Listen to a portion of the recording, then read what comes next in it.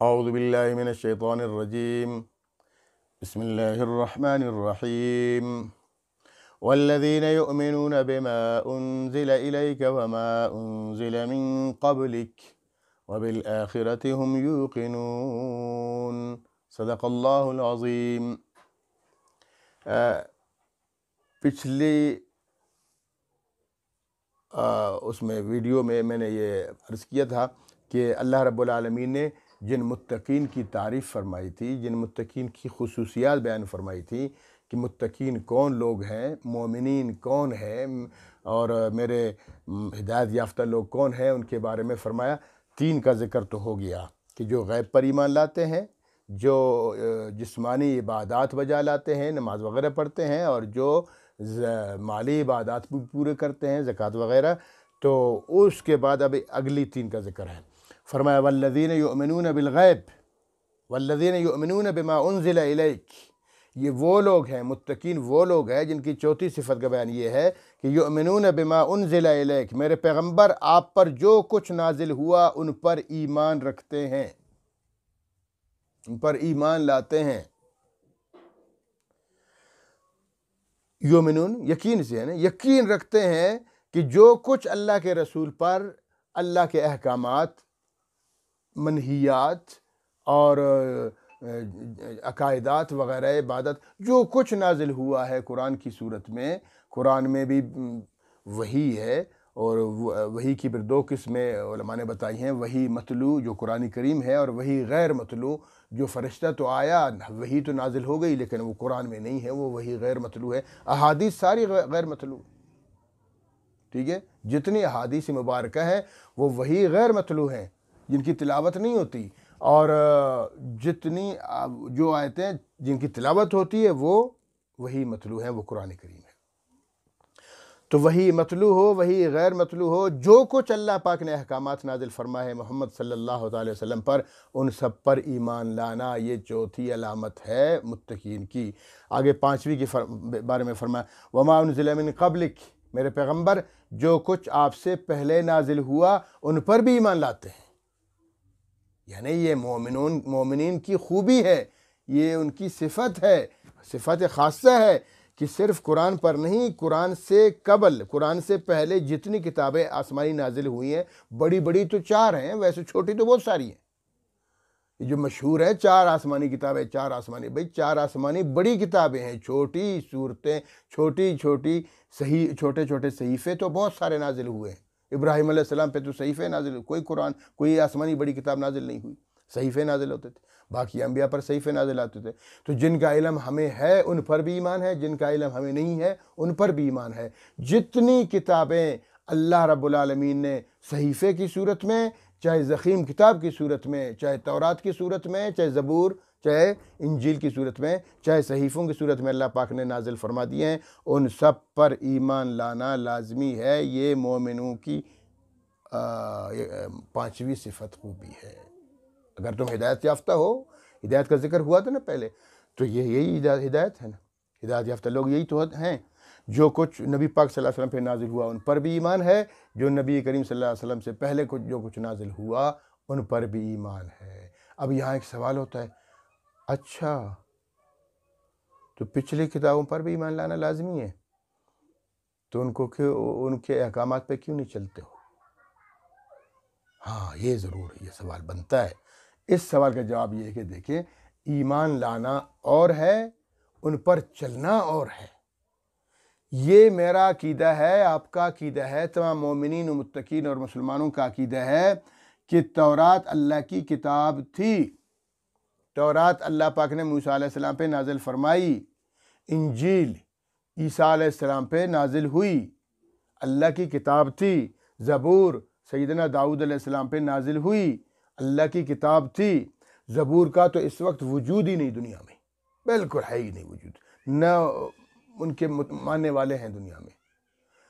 صرف یہ تین ہیں، قرآن والے ہیں یعنی مسلمان ہیں دنیا میں، تورات والے یہودی ہیں وہ بھی دنیا میں بستے ہیں، اور عیسائی انجیل والے وہ بھی موجود ہیں دنیا میں۔ لیکن میں دعوے سے کہتا ہوں کہ حقیقت میں قرآن کے علاوہ کوئی کتاب دنیا میں نہیں ہے اس وقت۔ کیوں نہیں ہے؟ اس لیے نہیں ہے کہ یہودیوں نے بگاڑ دیا، اس میں تحریف کرتے کرتے کرتے کرتے کرتے کرتے جتنے مشکل احکامات، سخت احکامات ہیں، ان کو سب کو ختم کر دیا، آسان بنا دی، اب آرام سے۔ اب وہ کہتے ہیں ان کا نظریہ یہودیوں کا آگے چل کر پڑھیں گے انشاءاللہ، کہ یہودی کہتے ہیں ہم جنتی ہیں، نحن ابناء اللہ و احباؤہ، ہم اللہ کے بیٹے ہیں، نعوذ باللہ، ہم اللہ کے بیٹے ہیں، اللہ کے محبوب ہیں، اللہ کے دوست ہیں۔ یہودی جنت بنی ہی ہمارے لیے ہے، وہ کہتے ہیں ہم ڈائریکٹ مرتے ہی ڈائریکٹ جنت میں جائیں گے، یہ مسلمان دوزخ میں جائیں گے، ان کا عقیدہ۔ اور خود کہتے ہیں ہم تو گندے ہیں، خود سوال بھی کرتے ہیں، جواب بھی دیتے ہیں۔ سوال کیا؟ ہم تو گندے ہیں، ہم لوگ برے اعمال کرتے ہیں، ظلم کرتے ہیں، دھوکہ دہی تو ان کا کام ہے، دھوکہ دہی کرتے ہیں، تو ہم کیسے جنت میں جائیں گے، اللہ کیسے بھیجے گا؟ تو اس کا جواب پھر یہ خود دیتے ہیں کہ دیکھو مسلمان تو اچھے اعمال کرتے ہیں، قیامت کے دن اللہ تعالیٰ مسلمانوں کے اچھے اعمال کو لے کر ہمیں دے دیں گے، اور ہمارے برے اعمال کو مسلمانوں کو دے دیں گے، ان کو دوزخ بھیج دیں گے مسلمانوں کو، اور ہمیں یہودیوں کو جنت۔ واہ، تیرے باپ کا دین ہے، تیرے باپ کا نظریہ ہے، تو نے رب العالمین کو ایسے ناانصاف سمجھا ہے اپنی طرح؟ وہ تو انصاف والا رب العالمین ہے، وہ دیکھ نہیں رہا کہ عمل کوئی کر رہا ہے، سارا دن مزدوری میں کروں، شام کو پھر پیسے میرے تو لے جا، یہ کیسے ہو سکتا ہے؟ دنیا کے لوگ ایسا نہیں کرتے، رب العالمین کے خلاف اتنی بڑی تہمت لگائی تم نے کہ اللہ رب العالمین نعوذ باللہ ظالم ہے، جو ظالم لوگ ایسے کرتے ہیں۔ نہیں، قیامت کے دن آپ کے اعمال کام دیں گے، آپ کا ایمان کام دے گا۔ یہ جھوٹا نظریہ ہے یہودیوں کا۔ ہاں، یہودی پڑے آگئے جنتی۔ اچھا، انہوں نے تورات ساری خراب کر دی، تحریف کر دی، اپنی من چاہی چیزیں ڈالیں، اور پھر کیا ہوا؟ آج جیسے میں نے کہا کہ میں دعوے سے کہتا ہوں کہ تورات نہیں ہے دنیا میں، نہیں، اس لیے ایک تو تحریف کر دی انہوں نے، دوسری بات یہ کہ وہ جو اصل تورات ہے، جس زبان میں تورات نازل ہوئی ہے، اس زبان میں تورات ہے ہی نہیں، یہ تو انگریزی میں، یہ سب انگریزی میں۔ تو قرآن کریم آپ جا کر کسی بھی عالم سے پوچھیں، مسلمانوں کے مفتی صاحب سے پوچھیں کہ بھائی اگر کوئی شخص قرآن کریم کا ترجمہ لکھے اردو میں، پنجابی میں، سندھی میں، بلوچی میں، پشتو میں، یہ لکھے، یہ نہ لکھے اعوذ باللہ من الشیطان الرجیم، نہ لکھے، اس کی جگہ لکھے میں پناہ مانگتا ہوں اللہ کی شیطان مردود سے، پھر کہ میں شروع کرتا ہوں اللہ کے نام سے جو نہایت مہربان اور رحم والا ہے، پھر آگے کہے تمام تعریفیں اللہ کے لیے ہیں جو پروردگار تمام جہان کا، اس طرح ترجمہ لکھتا جائے۔ ترجمہ عربی نہ لکھے، وہ قرآن ہے؟ قطعاً قرآن نہیں ہے بھائی، وہ تو قرآن کا ترجمہ ہے۔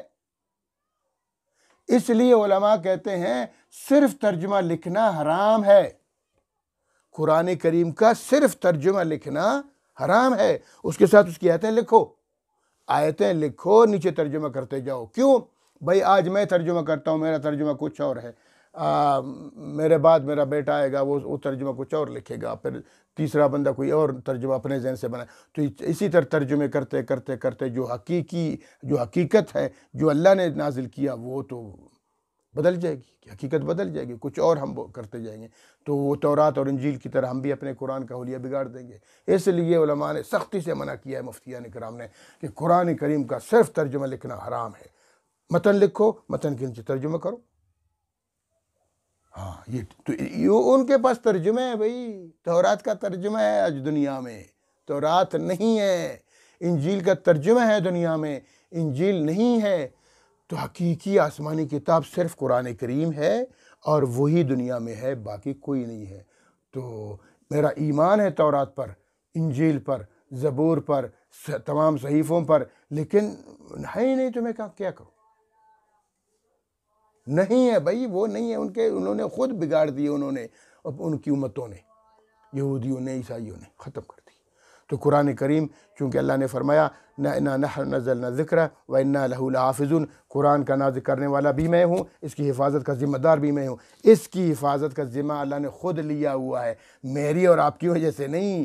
ہم بھی تو کب کے قرآن کریم کو ختم کر چکے ہوتے، لالچی جو ہے نا ہم لوگ، لیکن اللہ نے خود ذمہ لیا۔ محمد صلی اللہ علیہ وسلم سے اتنا پیار، اتنی محبت ہے اللہ پاک کو کہ اللہ نے فرمایا کہ میرے محبوب تیری کتاب کا ذمہ دار میں ہوں، قیامت تک یہ کتاب چلے گی، اور الحمدللہ 1450 سال گزر چکے ہیں، ابھی تک قرآن کریم مینوان اسی طرح سے ہے، کسی کے باپ کو جرأت نہیں کہ اس کو تبدیل کر سکے۔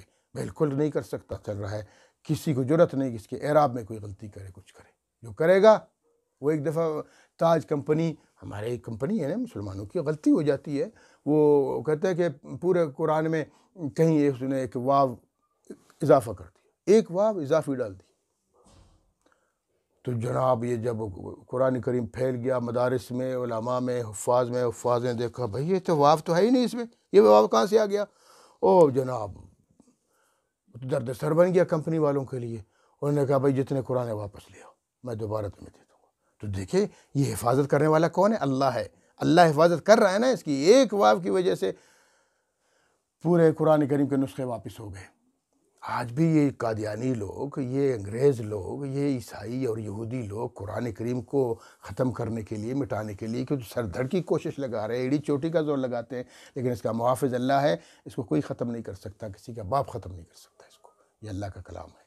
تو اس کی حفاظت چونکہ اللہ نے لی ہے. ان کتابوں کی حفاظت اللہ نے ان پہ ڈالی تھی تو انہوں نے حفاظت نہیں کی, وہ کتابیں ختم ہو گئی. تو اس لیے ایمان تو ساری کتابوں پر ہے اور عمل صرف قرآن کریم پر رہے گا, کیونکہ پچھلی کتابیں ہے ہی نہیں تو عمل کیسے کریں گے. فرمایا والذین یؤمنون بما انزل الیک, مومن وہ ہوتے ہیں جو کچھ ہم نے آپ پہ نازل کیا میرے پیغمبر, ان پر ایمان رکھتے ہیں. وما انزل من قبلک, اور جو آپ سے پہلے کتابیں نازل ہوئی ہیں, جو رسول آئے ہیں ان رسولوں پر بھی ایمان, ان کی کتابوں پر بھی ایمان رکھتے ہیں. ہمارا شرط ہے ایمان, شرط ہے, نہیں تو پھر ہم کافر ہو جائیں گے. ہم کسی نبی کا انکار کریں گے, اس کی تضحیق کریں گے, اس کی شان میں گستاخی کریں گے, کافر ہو جائیں گے. یہ ہمارا نظریہ ہے مسلمانوں کا. قرآن نے خود کہہ دیا سب پر ایمان لے آؤ, سب سے محبت کرو, سب نبیوں کے ساتھ. یہاں ایک عرض کر دوں آپ کو, غور کرنے والی بات ہے. اللہ نے فرمایا والذین یؤمنون بما انزل الیک وما انزل من قبلک, جو کچھ آپ سے پہلے آپ پر نازل ہوا اس پر بھی ایمان لانا چاہیے ان مومنین کو, اور جو آپ سے پہلے نازل ہوا ان پر بھی ایمان لانا چاہیے. لیکن من بعدک کا ذکر نہیں فرمایا. وما انزل من بعدک, جو کچھ نازل ہوگا آپ کے بعد اس کا ذکر نہیں ہے. کیوں نہیں ہے؟ یہی تو نشانی ہے خاتم النبیین کی صلی اللہ علیہ وسلم. صاف کہہ رہے ہیں قرآن کریم, آپ پر ایمان لانا لازمی ہے. نبی پاک آپ کی کتاب پر, قرآن پر ایمان لانا لازمی ہے, اور آپ سے پچھلی کتابوں اور پچھلے رسولوں پر ایمان لانا لازمی ہے. بعد کا ذکر ہی نہیں فرمایا, کیونکہ آپ آخری نبی ہیں. آپ کے بعد نہ کوئی نبی آئے گا نہ کوئی کتاب آسمانی آئے گی, اس لیے بات کا ذکر نہیں فرمایا. پچھلی شریعتیں آپ چیک کریں, قرآن کریم کو پڑھیں, حدیث کو پڑھیں, اسلام کو پڑھیں, تو اس میں آپ کو ملے گا ہر نبی سے اللہ پاک نے وعدہ لیا, وعدہ میثاق وعدہ لیا. آگے چل کر پڑھیں گے انشاءاللہ کہ تم محمد صلی اللہ علیہ وسلم پر بھی ایمان لاؤ گے جو آخر میں آئیں گے, جو آخر میں آئیں گے اس پر ایمان لانا. ابھی سے نبی کو کر ایمان لاؤ, میں بھی کہتا ہوں اللہ جی مانتا ہوں, محمد صلی اللہ علیہ وسلم تو مانتا ہوں. ان کی امت صحابہ کرام کا ذکر ہے تورات میں, انجیل میں, لوگوں نے دعائیں کی, انبیاء نے دعائیں کی ہیں کہ محمد صلی اللہ علیہ وسلم کی زیارت عطا فرما دے اللہ. صرف عیسیٰ علیہ السلام کی اللہ نے دعا قبول فرمائی, وہ ملیں گے, باقی انبیاء کی دعا یہ قبول نہیں ہوگی. تو پچھلی کتابوں میں اللہ نے وعدہ لیا امتوں سے بھی کہ وہ آخری نبی پر خصوصی ایمان لے آؤ. اگر یہاں بھی حضور کے بعد کوئی نبی ہوتا تو اللہ فرماتے ہیں وَمِن بَعْدِكَ, بعدک بتاتے نہیں بتایا. مطلب قرآن کریم کی جو نبی پاک صلی اللہ علیہ وسلم کی جو خصوصیات ہے خاتم النبیین کی, وہ تو قرآن کریم میں بھی ذکر ہے. ما کان محمد ابا احد من رجالکم ولکن رسول اللہ وخاتم النبیین, محمد صلی اللہ علیہ وسلم اللہ کے رسول ہیں اور آخری نبی ہے. تو اللہ تعالیٰ خود کہہ رہے ہیں آخری نبی, لیکن وہ تو وہاں واضح طور پر, اور یہاں اشاروں میں فرمایا کہ مومنو تم حضور پر بھی ایمان لاؤ, حضور کی کتاب پر ایمان لے آؤ, اور حضور سے پہلی کتابوں اور پہلے رسولوں پر بھی ایمان لے آؤ. بعد کا ذکر ہی نہیں کیا گیا, اس لیے نہیں کیا کہ بعد میں ہے ہی نہ کوئی نبی آئے گا نہ کوئی کتاب آئے گی. اللہ پاک سمجھنے کی توفیق عطا فرمائے ان باتوں کو. یہ دوسری بات ہوگی. اور آخری فرمایا وَبِالْآخِرَةِ هُمْ يُوقِنُونَ, اور آخرت پر بھی یقین رکھو. اگر تم مومن ہو, اگر تم متقی ہو, تو تمہاری چھٹی صفت یہ ہونی چاہیے کہ آخرت پر بھی یقین رکھو. وہ تو غیب میں آ گیا, پھر اس کا ذکر الگ کیوں کر دیا اللہ پاک نے؟ اسے میں نے کہا نا کہ ساری چیزوں کا ذکر اللہ نے فرمایا نہیں, ذکر نہیں فرمایا, صرف ایک غیب کا ذکر فرما کہ ساری غیبی چیزیں آ گئی. پھر جسمانی عبادت، ایک نماز کا ذکر فرمایا، ساری جسمانی عبادات آ گئی. پھر زکوٰۃ کا ذکر فرما کر پھر آخرت کا ذکر کیوں فرمایا؟ یہ بھی تو غیب ہے. تو جواب یہ ہے کہ یہ اسپیشلی اللہ نے اس کا ذکر فرمایا ہے. تو یہ غیب والی عبادت ہے، آخرت پر یقین رکھنا، لیکن اس کا ذکر الگ کر کے اللہ تعالیٰ نے اس کی اہمیت بیان فرمائی کہ دیکھو قیامت پر یقین لازمی ہے. اور عقل کا تقاضا بھی یہی ہے کہ دیکھو مثال کے طور پر اگر آخرت پر یقین نہ ہو، عقیدہ یہی ہو کہ انسان مر گیا بس ختم، قصہ کہانی سب ختم، تو پھر دنیا میں لوگ نمازیں کیسے پڑھیں گی؟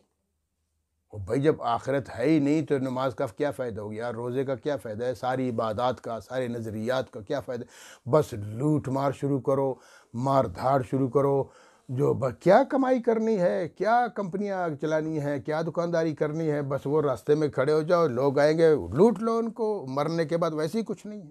تو نعوذ باللہ اس لیے اللہ نے اسپیشلی کہا نہیں، تم نے مرنے کے بعد دوبارہ زندہ ہونا ہے اور تم نے میرے سامنے پیش ہونا ہے، حساب کتاب مجھے دینا ہے، اپنی زندگی کے سارے اعمال اور عقائد کے مطابق تمہارے ساتھ فیصلہ ہو جائے گا کہ اب تمہیں جنت بھیجا جائے یا دوزخ بھیجا جائے. ہاں یہی ڈر تو ہے سب کو کہ اگر میں چوریاں کروں گا، اگر میں نافرمانیاں کروں گا، اگر میں کفر اختیار کروں گا، اگر میں بدعمالیاں کروں گا تو قیامت کے دن میرے رب کو کیا میں دکھاؤں گا، اپنے نبی کو کیا میں دکھاؤں گا، اپنے رشتہ دار و اقارب سب وہاں ہو گئے نا، سب کے سامنے مجھے گھسیٹ کے جہنم بھیجا جائے گا. تو کیا، تو اس ڈر کی وجہ سے اس کو وہ ڈر اپنے دل میں رکھو، اپنے نظریے میں رکھو. جب وہ ڈر تمہارے اندر ہوگا تو تم اعمال پر پختگی کا اظہار کرو گے. ہاں تو اس لیے اللہ پاک نے اس کا باقاعدہ ذکر فرمایا کہ آخرت پر یقین ہونا چاہیے. آگے فرمایا یہ 6 چیزوں کا ذکر فرمانے کے بعد، یہ 6 چیزیں جس کے اندر ہوں وہ متقین ہیں. اور آگے فرمایا اولئک علی ھدی من ربہم، یہی لوگ ہدایت پر ہیں. اولئک، یہی لوگ، یہ 6 صفات والی، اولئک علی ھدی من ربہم، یہی لوگ، اولئک علی پر، علی کے معنی پر، ھدن ہدایت، من سے رب ہم اپنے، یہی لوگ اپنے رب کی طرف سے ہدایت پر ہے. ہدایت تو ہر کوئی کہتا ہے نا کہ اصل ہدایت یہ ہے، یہودی کہتے ہیں یہ ہدایت ہے، عیسائی کہتے ہیں یہ ہدایت ہے، ہندو کہتے ہیں یہ ہدایت ہے. نہیں، جو رب والی ہدایت ہے، اللہ فرماتے ہیں جو رب والی، تمہارے رب پروردگار والی ہدایت ہے وہ یہ ہے، وہ یہ کہ یہ 6 خوبیاں اپنے اندر پیدا کرو.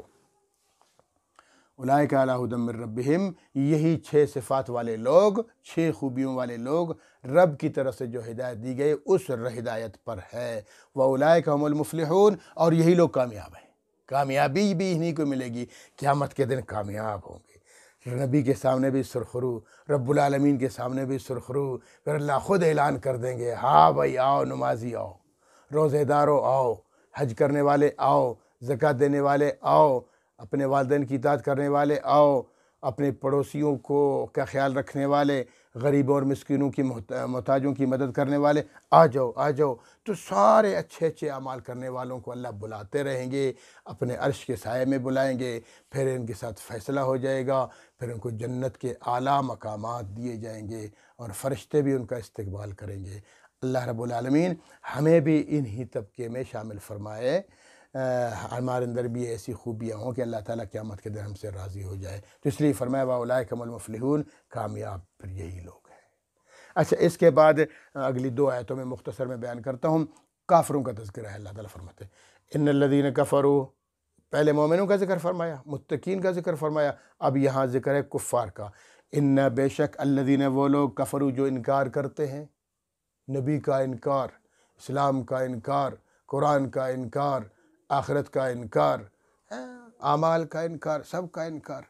ان الذین کفروا، جو لوگ کافر ہیں، سواء علیہم، ان کے لیے برابر ہے. برابر ہے نا. وہ کہتے ہیں اذا فاتک الحیا ففعل ما شئت، جب تیری حیا نہ ہو پھر جو چاہے کرو. حیا ہی نہیں. کہتے شرمندہ ہونے کے لیے شرم کا ہونا ضروری ہے. جب کسی کے پاس شرم ہے ہی نہیں تو شرمندہ کیسے ہوگا؟ اس کے پاس تو شرم ہے ہی نہیں بیچارے کے پاس. تو لہٰذا کافر ہے، ابھی کافر کی کیا غم ہے اس کو؟ سواء علیہم، اس کے لیے برابر ہے، سب برابر ہے، نیکی برائی کیا ہے برابر، بس چلتا ہے. آگے فرمایا کہ انذرتہم، میرے پیغمبر ان کے لیے تو برابر ہے. انذرتہم، آپ ان کو ڈرائیں، ام لم تنذرہم، یا نہ ڈرائیں. آپ ان کو ڈرائیں یا نہ ڈرائیں برابر ہے ان کے لیے. لا یؤمن، جو کافر ہیں کافروں کے لیے برابر ہے کہ میرے پیغمبر آپ ان کو جہنم سے ڈرائیں، اللہ کے خوف سے ڈرائیں، ام لم تنذرہم یا نہ ڈرائیں، لا یؤمنون، وہ ایمان نہیں لائیں گے، نہیں لائیں گے. تو کیا مطلب ہے؟ اللہ کے رسول ان کو بتانا چھوڑ دیں؟ نہ، اللہ کے رسول کا کام یہی ہے، تبلیغ کرنا، اللہ کے احکامات کو لوگوں تک پہنچانا، حقیقت کو بتانا، اللہ کی عظمت سمجھانا، لوگوں کے دلوں میں اللہ کی عظمت کو پیوست کرنا، اللہ کی بڑائی کو پیوست کرنا، اور قیامت کے دن اللہ کے غیظ و غضب سے بھی ڈرانا کہ اگر تمہیں نافرمانی کی اللہ کا قہر و غضب تم پر نازل ہو جائے گا اور اللہ پاک جہنم میں تمہیں دھکیل دیں گے، ہمیشہ ہمیشہ کے لیے جلتے رہو گے اور اللہ کے قہر و غضب کو مول لو گے. تو دیکھیں یہ نبی کا کام ہے بتانا، نبی تو بتاتا رہے گا.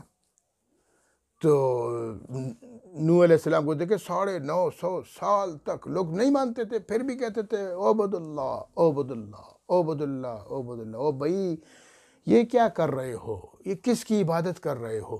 اللہ کی عبادت کرو. یہ جو 5 بتوں کی عبادت تم کرتے ہو، ود ہے، سوا ہے، یغوث ہے، یعوق ہے، نصر ہے، یہ اللہ کے نیک بندے تھے. جیسے آج یہی والی بات ہے، آج جناب مزاروں پہ جا کے لوگ ان کی پرستش کرتے ہیں باقاعدہ، جیسے خدا کی جاتی ہے. اسی طرح مزار والوں کی پرستش کرتے ہیں، بزرگوں کی پرستش کرتے ہیں. تو جب علماء کہتے ہیں نہ کرو، جاؤ تو ہمیں بزرگوں سے، تم تو بزرگوں کے منکر ہو، ہمیں منکر. بھائی کون منکر ہے؟ منکر کوئی نہیں ہے. انہی بزرگوں نے اللہ کی عبادت کی تھی. انہی بزرگوں کی تعلیمات دیکھو، ان کی تعلیمات لازماً دنیا میں ہے کہ وہ خود کہتے تھے کہ بھائی اللہ کی عبادت کرو. ان کو بزرگی اسی اللہ کی عبادت سے ملی ہے، نبی کی اطاعت سے ملی ہے. اور تم لوگوں نے اللہ کو چھوڑ دیا، رسول کو چھوڑ دیا، اس بزرگ کی پیروی بھی چھوڑ دی، بزرگ کے پیچھے پڑ گئے، اس چیزیں مانگنے لگ گئے. کیا عجیب گندی سوچ ہے تمہاری. تو اسی طرح وہ نوح علیہ السلام کے زمانے میں 5 بڑے بڑے بت تھے. وہ بت نہیں تھے، وہ ایک زمانے میں نبی تھے. اس نبی فوت ہو گئے، پھر لوگوں نے ان کے بت بنا لیے یادگار کے طور پر. پھر وہ آہستہ آہستہ ان کو خدا بنانے لگے، پھر ان کی پرستش کرنے لگے، پھر ان کی عبادت کرنے لگے. نوح علیہ السلام تو اس لیے آگے دنیا میں کہ بھائی ان کی عبادت نہ کرو، یہ بت ہیں، بتوں کی عبادت نہیں ہوتی، رب العالمین کی عبادت ہوتی ہے. تو لوگ پتھر سے مارتے تھے نوح علیہ السلام. جا بڑایا سمجھانے والے ہمارے خداؤں کو ہم سے ہٹاتے ہو. 950 سال تک تبلیغ کی، لوگوں نے انکار کیا، نہیں مانا. صرف 83 لوگ، 83 میں بچے بھی ہیں، عورتیں بھی ہیں، مرد بھی ہیں، 83 لوگ. آخر میں انہوں نے بدعا کر دی، پوری کائنات کی کایا پلٹ دی سیدنا نوح علیہ السلام نے. تو تبلیغ کا کام ہے، مرتے دم تک لوگوں کو بولتے جاؤ، بتاتے جاؤ، راہ راست پلانے کی کوشش کرو. ہاں دیکھو یہ بھی ہے نا کہ ان الذین کفروا سواء علیہم، میرے پیغمبر ان کے لیے برابر ہے، وہ کفار کے لیے برابر ہے کہ وہ نہیں مانتے. باقی آپ تو تبلیغ جاری رکھیے نا، آپ اپنے کام سے کام رکھیے. اس کے علاوہ ختم اللہ علی قلوبہم، اگلی آیت میں فرمایا کہ یہ ایمان کیوں نہیں لاتے ہیں بدبخت؟ کیا ان کے پاس عقل نہیں ہے؟ نہیں ہے نا عقل ہوتی تو ایمان لے آتے. ختم اللہ علی قلوبہم، اللہ نے ان کے دلوں پر مہر لگا دی. خاتم، مہر، سٹیمپ لگا دی، مہر لگا دی. مہر جیسے ایک چیز کو سیل کرتے ہیں، سٹیمپ لگاتے ہیں، بس وہ چیز نہیں کھلتی. تو اللہ پاک نے بھی ان کے دلوں پر مہر لگائی ہے. ختم ہے، مہر لگائی اللہ نے علی پر، قلوب دلوں، ہم ان کے دلوں پر مہر لگائی. وعلی سمعہم، اور ان کے کانوں پر بھی مہر لگی ہے. وعلی ابصارہم غشاوہ، اور ان کی آنکھوں پہ پردہ ہے. ابصار بصیرت، آنکھیں، وعلی اور پر، ابصار آنکھیں، ہم ان کی، غشاوہ پردہ، ان کی آنکھوں پہ پردہ ہے، نظر ہی نہیں آتا ان کو، حقیقت نظر نہیں آتی. قرآن سچی کتاب ہے، یہ ان کو نظر نہیں آتی. رسول پاک صلی اللہ علیہ وسلم اللہ کے سب سے بڑے نبی ہے اور آخری نبی ہیں اور ہدایت یافتہ اور ہدایت کے لیے دنیا میں آئے ہیں، یہ چیز ان کو نظر نہیں آتی. قیامت اللہ بہت عظیم ہے، یہ چیز ان کو نظر نہیں آتی. اللہ قیامت کے دوبارہ زندہ کریں گے لوگوں کو، اپنے سامنے پیش کریں گے، یہ چیزیں ان کو نظر نہیں آتی. جنت اللہ کی انعامات کی جگہ ہے اور جہنم اللہ کے قہر و غضب کا علاقہ ہے، یہ چیزیں ان کو نظر نہیں آتی. تو مہر لگی ہے نا، دلوں پر پردہ ہے، آنکھوں پر پردہ ہے، ان کے دلوں پر مہر لگی ہے. ان کے کانوں پر مہر لگی ہوئی ہے اور ان کے دلوں آنکھوں پر پردہ ہے، پردہ۔ اور آگے فرمایا وَلَهُمْ عَذَابٌ وَلَهُمْ عَذَابٌ عظیم، اور ان کے لیے بہت بڑا عذاب ہے قیامت کے دن، جہنم میں جائیں گے۔ یہاں ایک بہت بڑا سوال ہوتا ہے، سوال یہ ہوتا ہے کہ ان بیچاروں کا قصور کیا ہے؟ اللہ نے خود ان کے دلوں پہ مہر لگائی، اللہ نے خود ان کے کانوں پر مہر لگائی، ابھی وہ نہیں سن سکتے، دلوں پر مہر لگائی، نہیں سمجھ سکتے، آنکھوں پہ پردہ لگایا، نہیں دیکھ سکتے۔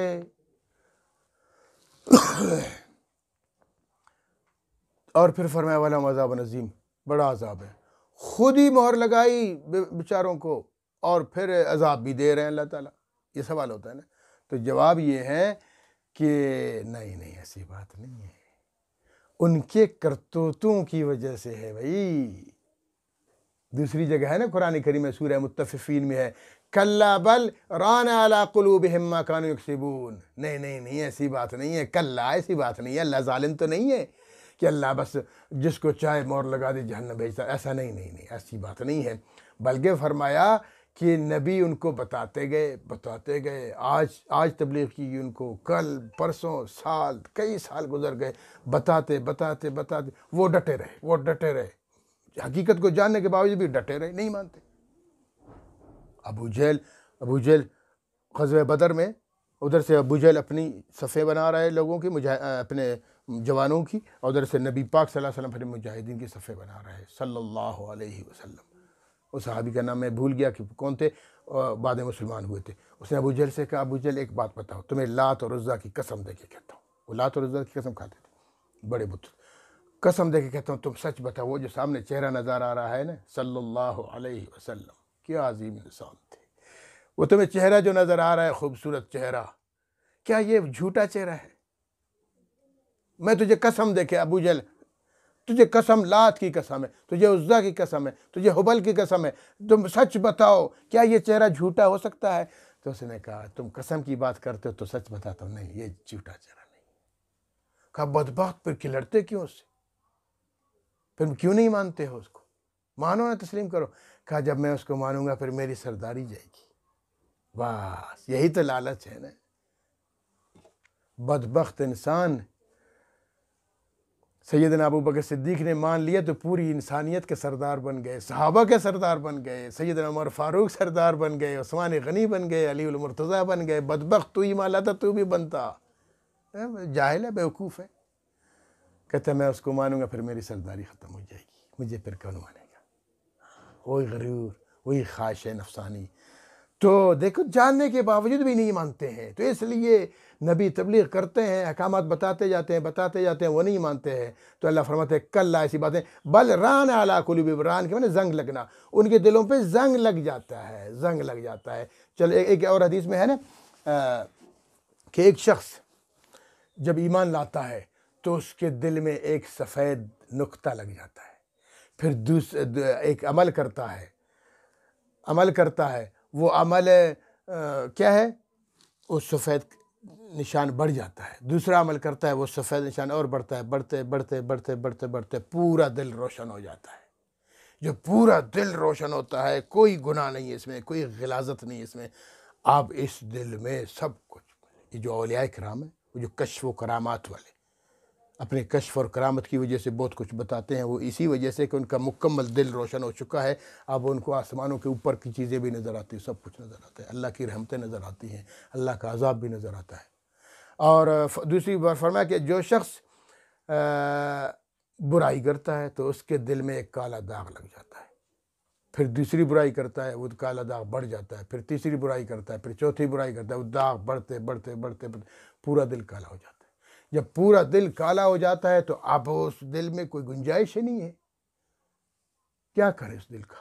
تو اس لیے وہ مہر، اس کا مطلب یہی ہے کہ اس دل پہ اب مہر لگ گئی ہے نا۔ وہ خود اس نے زنگ آلود کر دیا، اللہ کا تو قصور نہیں، اس بندے کا قصور ہے کہ اپنے دل کو اس نے سوچا نہیں، اللہ نے اس کو فہم و فراست دی تھی، فہم و فراست سے کام نہیں لیا، عقل دی تھی، اس نے عقل سے کام نہیں لیا، بس خواہشات نفسانی کے پیچھے، شیطان کے پیچھے پڑا رہا، آخرکار اللہ نے بھی فیصلہ کر دیا کہ یہ ہے ہی بدبخت، اس کی دل پر مہر لگ گئی، کانوں پہ مہر لگ گئی، آنکھوں پہ پردہ ہے، یہ جہنمی ہے۔ تو اس لیے فرمایا وَلَهُمْ عَذَابٌ عَظِيمٌ، یہ جو کفار ہیں ان کے لیے بڑا عذاب ہے۔